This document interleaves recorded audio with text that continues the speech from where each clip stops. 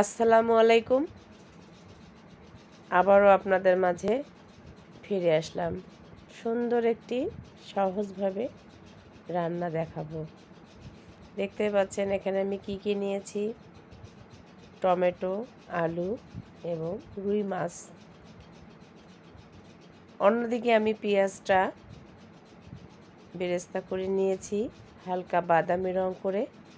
নিয়ে এখানে লবণ, হলুদ, মরিচের গুঁড়া, 1 চামচ আদা, সব কিছু একে একে দিয়ে আমি খুব সুন্দরভাবে মশলাটা ভুনিয়ে নেব, যাতে ওর গন্ধটা চলে যায়। ততক্ষণ পর্যন্ত ভুনিয়ে নেব। নেওয়ার পরে আমি এখানে দেখতে পাচ্ছেন এখানে রুই মাছ নিয়েছি আমি।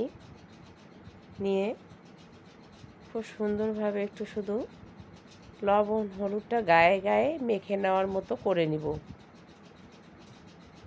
নিয়ে আমি একবারেই আলুটা ওখানেই দিয়ে দিব।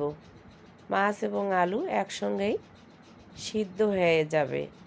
অবশ্য অনেকেই বা আমরাও অনেক সময় মাছটা উঠিয়ে রাখি, কিন্তু এখানে তা করতে হবে না। আমি সেভাবেই রান্না করব। দেখেন, একটু কষিয়ে নিয়ে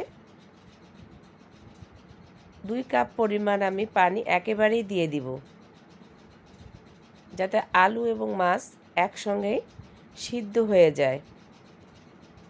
দেখতে পাচ্ছেন আমি দিয়ে দিয়েছি এবং ঢাকনাও দিয়েছি।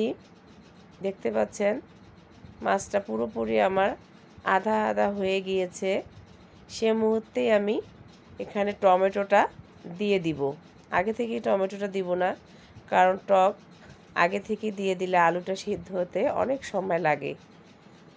দেখেন, এখন আমি শুধু ঢেকে দিব পুরোপুরি সিদ্ধ হওয়া পর্যন্ত অপেক্ষা করব। দেখেন, মাছটা আমার হয়ে গিয়েছে এবং উপরে আমি পেঁয়াজ বেরেস্তা দিয়েছি। কত অপূর্ব লাগছে দেখতে।